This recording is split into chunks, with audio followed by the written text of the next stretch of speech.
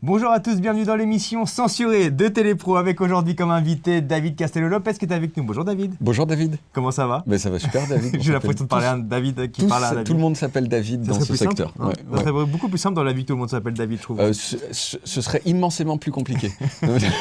On va parler ensemble de ton livre Les Origines, on en parlera dans la question promo. Il y aura la question du patron, un questionnaire à choix, on terminera par un coup de pression. Très bien, ok. On parle également de ton spectacle authentique qu'on retrouve le 13 novembre à Mons et le 14 novembre à Bruxelles. Devant toi, tu as un buzzer. Ce buzzer sert à passer une question. Si une question ne te plaît pas, tu peux te censurer en appuyant sur le buzzer. Tu as le droit à un buzz gratuit pendant l'interview. Ça me va très bien. Mais si tu appuies sur le buzzer, tu devras tirer une carte au hasard, action positive ou action négative. Ok. Ok ? Ok, je crois que c'est clair. Ok, donc, c'est clair. Mais donc, en gros, si tu m'emmerdes, hop. Exactement. Voilà, mais j'ai un gage. Allez, voilà, c'est bien, t'as bien compris les règles. Allez, on y va. Voici maintenant la question promo. Comment est née l'idée de s'intéresser à l'origine des choses ? Je suis obsédé du temps qui passe depuis que je suis enfant. Alors tout le monde, on pourrait dire genre oui, on est un peu obsédé du temps qui passe parce que tout le monde dit ouais, moi j'ai pas envie de décéder. Ouais. C'est notre cas à tous, oui, et le temps qui passe, on se rapproche nécessairement du décès. Mais moi, ça a atteint des niveaux, cette névrose, très très fort depuis toujours. Et donc, depuis que je suis enfant, en fait, je suis obsédé par le passé, on pourrait dire. Et une des ramifications de cette obsession, c'est genre, oh, mais depuis quand ça existe ça ? Et depuis quand ça existe ça ? Et ça, et ça. Et donc, en fait, on pourrait dire que c'est des questions que se posent pas mal d'enfants. Simplement, moi, j'ai continué à me les poser et j'ai fini par me les poser de façon professionnelle et rémunérée. D'abord sur Canal+, puis sur Europe 1, puis sous la forme d'un livre qui est ici Les Origines. C'est vrai que moi, quand ça existe, les choses de la vie, genre, je sais pas, le grille-pain, les essuie-glaces, les petits sapins parfumés qui puent dans les taxis, toutes ces choses-là, il y a bien eu un avant et un après, et moi j'adore chercher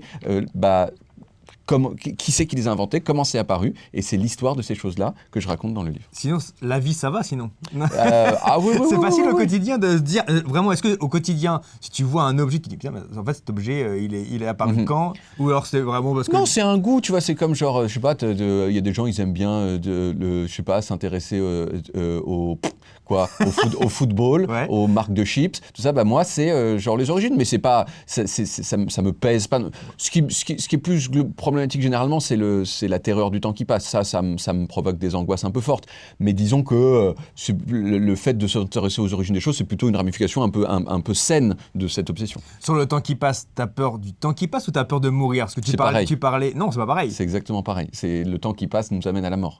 C'est ça, c'est pour ça que c'est angoissant. S'il n'y avait pas de mort, le temps qui passe, c'est quoi le problème ? T'as peur de la mort, donc du coup. Oui, la peur du temps qui passe, c'est forcément la peur de la mort. Parce que sinon, c'est quoi ? S'il n'y avait pas de mort, c'est quoi le problème ? C'est pas grave, je vais passer 9 ans à rien foutre, puis on verra après. Non, les 9 ans à rien foutre, c'est 9 ans pour lesquels le compte à rebours a continué à avancer. C'est ça qui fait peur. Et c'est pour ça que tu fais donc un bouquin, de la radio, du spectacle. T'as vraiment peur de...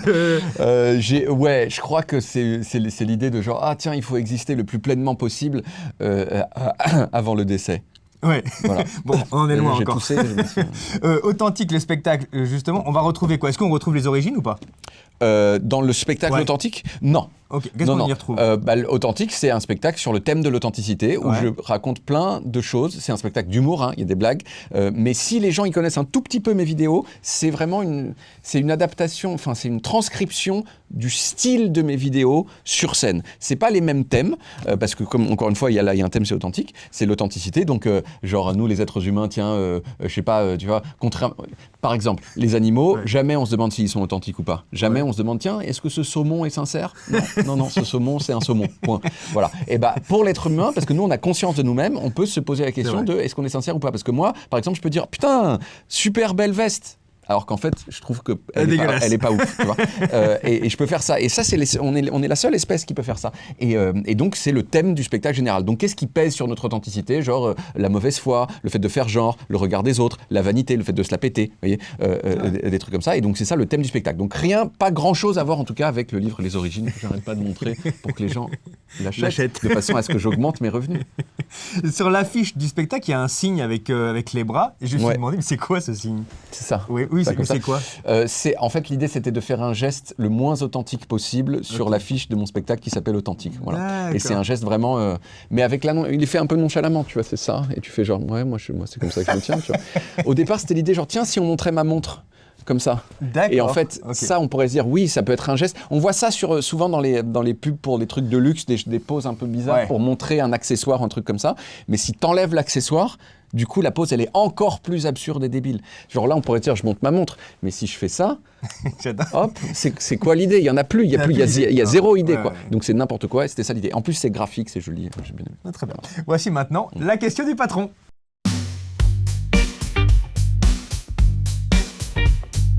Le patron de Télépro a une question pour toi, la voici. Est-il risqué de faire de l'humour à l'heure actuelle? Non. Il y a un certain nombre de choses qu'on pouvait dire sans problème il y a pas si longtemps et qu'on ne peut plus dire maintenant. Enfin, on peut toujours les dire, mais il y aura des conséquences plus grandes qu'avant, notamment la fin de la carrière. Et ça, c'est... Oui, voilà. Mais moi, je pense pas que mon humour soit controversé, donc j'ai pas de problème, quoi. Tu as bossé au Gorafi? Oui. Est-ce que quand tu as écrit donc pour le Gorafi, Oui. est-ce que quand tu écris la blague, entre guillemets, la vanne du Gorafi, est-ce qu'à un moment donné, on peut se dire « Ah mais ça se trouve, ça va être vrai dans 5 ans ». Est-ce que, comment déjà on écrit, comment on a l'idée, et derrière, est-ce qu'on se dit il faut quand même que ça soit peut-être un poil réaliste à l'avenir? Mais en fait, je pense que on se tutoie ou on se voit? Tutoie, comme On tu tutoie. veux. Je pense que tu parles d'un certain type d'articles du Gorafi qui sont du genre oh là là, tiens, un truc qu'on essaye d'imaginer qui est absurde et qui en fait est susceptible d'être vrai. Mais moi, les articles que j'écris pour le Gorafi, c'était beaucoup plus des trucs où je prenais des trucs de la vie de tous les jours et je faisais comme si c'était une information importante. J'ai fait par exemple une interview du virus Ebola. Ah oui, ok. Mais genre un peu un rock où genre le journaliste il tutoie le virus, il dit alors finalement on voit beaucoup ton travail mais on te connaît assez peu, qui se cache derrière ce succès en fait quoi. Et le virus Ebola qui disait ouais moi j'adore liquéfier les organes des gens, c'est mon truc, tu sais rire entre parenthèses comme on voit dans les magazines.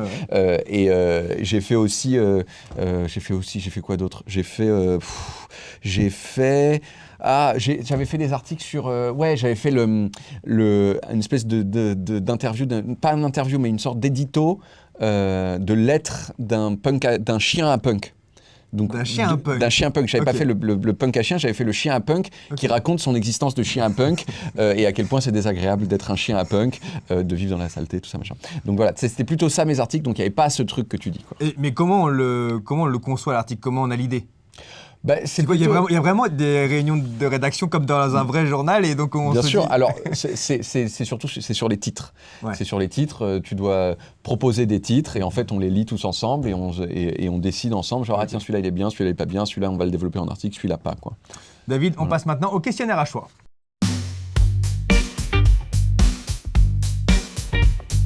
Je vais te proposer des noms ou des mots, tu vas me dire ce que ça évoque pour toi et on va faire en grande partie les origines. Ok. Si je te dis la télécommande. La télécommande, ça évoque vraiment le stade suprême de la paresse. Tu en parles dans... Ouais, bien sûr, je fais les origines de la télécommande. Ouais. Tu veux que je te dise les origines de la télécommande? Oui, c'est ça que je veux savoir. Ouais. La télécommande, au départ, c'est né dans les années 50 aux États-Unis, développé par une marque qui s'appelle Zenith. Et au départ, c'était une lampe torche qui marchait avec des cellules photoélectriques sur la télé. Et donc, c'est juste une lampe torche un peu faite, fournie, quoi. Et on dirigeait le faisceau de la lampe torche sur un coin de la télé. Il y avait une cellule photoélectrique et on faisait genre le coin droit de la télé, c'est la chaîne d'après. Coin gauche, la chaîne d'avant. En bas, on augmente le volume, en bas à droite on augmente le volume, en bas à gauche on le baisse de l'autre côté, mais c'était vraiment une lampe torche, c'est-à-dire que si on pouvait par exemple sortir avec et éclairer dans la rue pour promener son chien, et ce qui donnait lieu à des trucs un petit peu pas ouf, parce que un rayon de soleil mal placé qui tombait sur la télé, ça changeait, ça mettait la chaîne d'après, et tout à coup l'image qu'on voulait disparaissait, donc voilà, et ensuite petit à petit c'est devenu de la lumière infrarouge, qui est donc une lumière un peu plus spécifique qui n'est pas susceptible de venir du soleil. Donc voilà, donc le problème c'est réglé. Mais fun fact quand même sur la télécommande. Ouais. Les pop-corn au cinéma. Ouais, pop-corn au cinéma, on se dit que ça doit dater du début du cinéma. Non, beaucoup plus récent. Aussi un truc un peu étrange, c'est parce que en fait manger au cinéma c'est globalement mal vu. Ouais. Et c'est vrai qu'encore aujourd'hui, tu peux pas amener ta blanquette. Ouais. Tu peux pas amener ta blanquette au cinéma. Je sais pas à quel point c'est interdit, mais c'est très très mal vu. Ouais. C'est-à-dire que si tu manges ton petit truc comme ça, tu manges ta blanquette, tu vas te faire engueuler. Mais le popcorn, c'est l'exception. Et c'est né d'une dame dans les années 30. qui a eu cette petite idée-là. Elle a demandé à un cinéma aux États-Unis de dire hey, tiens, est-ce que je peux me mettre devant avec mon stand machin. Et genre, elle a cartonné, mais à un point fou, au point que rapidement les cinémas se sont dit en fait, on va le faire nous-mêmes, de vendre les pop-corn. Et aujourd'hui, il y a plein de cinémas dont c'est le principal chiffre d'affaires vient de pop-corn et des dérivés, avec des marges de bâtard, des marges de 2000% sur le pop-corn. C'est gigantesque. Chez Peugeot ou chez les grands constructeurs automobiles, c'est de l'ordre de 3, 4, 5%. Dans la grande distribution, c'est 2 à 3%. Donc 2000%, on est quand même sur de la marge massive, quoi. Voilà. Si je te dis le tableau optométrique. Le tableau optométrique, qu'on appelle aussi le tableau Monnoyer, vous voyez ce que c'est le tableau pour voir, c'est là où il y a marqué les lettres de la plus grosse à la plus petite chez l'ophtalmo pour savoir, vous arrivez à lire les grosses lettres, non, vous êtes aveugle. C'est ça qu'on vous dit. Ça veut dire que vous êtes aveugle. Et ça a été inventé par un monsieur qui s'appelle Monnoyer et qui, en fait, pour un peu standardiser les tests de vue, parce qu'avant c'était un peu genre vous voyez comment, comme ci comme ça, on ne pouvait pas comparer les gens les uns avec les autres, donc c'était important d'avoir une façon scientifique de le faire, et il a caché, ce petit bâtard de mec mégalo, il a caché son nom à l'intérieur du tableau optométrique, c'est-à-dire que si vous regardez dans les lettres, il y a son nom. Petit bâtard. Si je te dis j'aurais fait la même chose. La fermeture éclair. La fermeture éclair, oui. Si on parle pas de ton expérience personnelle avec la fermeture éclair. On peut en parler. Mais... Ah ouais. Moi, ma première expérience de la fermeture éclair, elle est très ancienne puisque j'avais, je pense, 3 ans et c'est quand on a cet âge-là, on n'arrive pas à gérer le fait de faire pipi tout seul. Ouais. On a besoin d'une assistante ou d'un assistant. Et souvent, pour moi, l'assistante, c'était ma maman. Ouais. Et les mamans n'ont pas forcément le savoir-faire que nous-mêmes, en tant qu'hommes, on acquiert par la suite par nous-mêmes. Et donc, elle a dirigé ce qui devait être dirigé, elle a sorti ce qui devait être sorti pour que je puisse faire pipi. Mais ensuite, elle n'a pas vérifié, en fermant la fermeture éclair, que la voie était libre. Ouais. Et ça a provoqué une des pires douleurs de mon existence, qui a même changé, je pense, globalement, ma vision de ce que c'est la vie. C'est-à-dire, j'ai compris que la vie pouvait aussi être une épreuve, que c'était pas forcément des rires et de la joie tout le temps, que ça pouvait amener des choses qui sont traumatisantes, quoi. Et voilà. Et ensuite, qui l'a inventé, qui a fait en sorte que je puisse faire ça, un émigré suédois dans les années 1840-50, je pense, si ma mémoire est bonne. Faudrait de toute façon, c'est pas grave, hein, sinon vous vérifiez dans le livre. Et c'était dur à mettre au point. Les premières versions, elles avaient tendance à s'ouvrir toutes seules, ce qui est contre-productif. Et finalement, ça a été mis au point, ouais, je crois, c'est ça, fin du 19e siècle. Et aujourd'hui, il y a des trucs assez rigolos, genre les braguettes, par exemple. 80% du marché, je crois, c'est une seule entreprise japonaise qui s'appelle YKK. D'ailleurs, si vous regardez cette vidéo, même si vous écoutez ça ou si vous lisez ça, regardez maintenant la marque de votre braguette et dites-moi si c'est pas une YKK. C'est probablement une YKK. David, on va retrouver d'autres origines. Là, on en a fait quelques-unes, mais il y en a vraiment plein. 60. Donc voilà, dans ce livre, les origines. Voici maintenant le coup de pression.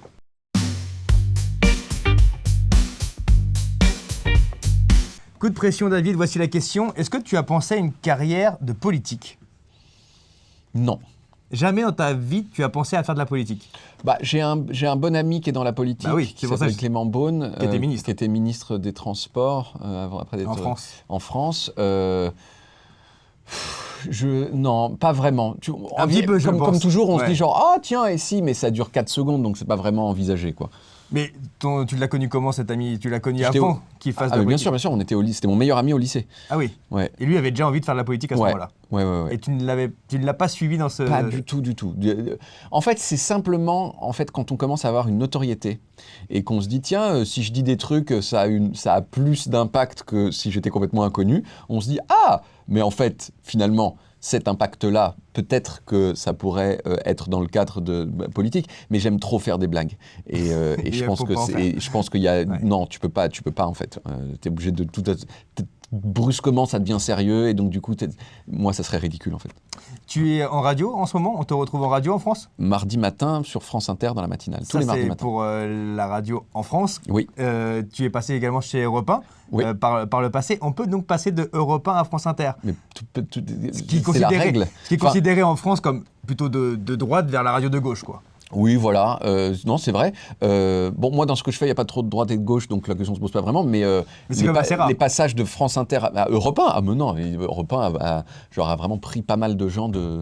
pardon, France Inter a pris pas mal de gens d'Europe 1. L'inverse est peut-être moins évident. Était très vrai avant. Patrick Cohen est passé sur Europe 1 de France Inter. Il y a une époque, oui, disons, où les migrations se faisaient de France Inter à Europe 1, et maintenant, c'est plutôt le contraire. Oui. Et donc tu pourrais repasser sur Europe 1 ou pas? C'est ça ma question en gros. Est-ce que avec la ligne éditoriale d'Europe 1 qui est très à droite en ce moment, est-ce que tu pourrais repasser dessus? Moi, ce que je fais n'est pas très politique. Après, on pourrait dire bah oui, tu cautionnes, etc. Ça voudrait pas dire que je cautionne. Le seul truc, c'est que c'est une radio beaucoup moins écoutée que celle dans laquelle je suis, et que donc je vois pas vraiment pourquoi j'irais sur Europe 1 pour cette raison-là, quoi. Ou pour l'argent peut-être. Pour l'argent, mais il faudrait vraiment m'en donner des grandes quantités. Mais oui, mon âme est à vendre, c'est juste qu'elle est chère. Voilà, c'est juste que... On te retrouve également en télé par le passé sur Canal+. Moi, je t'ai découvert sur Canal+. Sur Arte aussi, encore, toutes les semaines. Sur Arte, mais moi, je t'ai connu sur Canal+, au début, avec Cyril Eldin. C'est là que je t'ai vraiment découvert. Est-ce qu'on peut te retrouver dans ce genre de séquence chronique, c'est-à-dire dans une émission, peut-être, sur Arte, mais c'est peut-être moins populaire. Est-ce qu'on peut te retrouver dans une émission, je sais pas, France Télévisions, Groupe M6, TF1? Est-ce qu'on peut me retrouver? Ah bah non. Non, mais est-ce qu'il y a des projets pardon. Pour ça? Est-ce qu'il y a eu des projets, des approches te concernant? Oui, je pense que, je sais pas, j'ai l'impression que c'est juste que l'idée m'en est pas venue parce que je suis très occupé, mais que si j'ai des idées, oui, j'irai voir ces télés-là, mais c'est pas prévu pour l'instant. C'est pas prévu, on va pas te retrouver sur ces chaînes-là dans les prochaines semaines. En attendant, on te retrouve le 13 novembre à Mons avec ton spectacle authentique, le 14 novembre à Bruxelles. Et... Bruxelles, c'est complet. Alors. Ah, oui, mais bon, il y aura peut-être une autre date qui va venir dans les prochains... peut-être. Peut-être. Et en attendant, on te retrouve aussi avec ce livre Les Origines, où on apprend tellement de choses sur plein d'objets différents. Et avec plein de blagues dedans. C'est ça là le truc, c'est que c'est... On l'a compris, je pense. C'est genre plein de faits journalistiquement ultra vérifiés, et en même temps plein de blagues à chaque page. Vous pouvez l'acheter que pour les blagues si vous voulez. Voilà. Merci beaucoup, David. Merci à toi, David, aussi.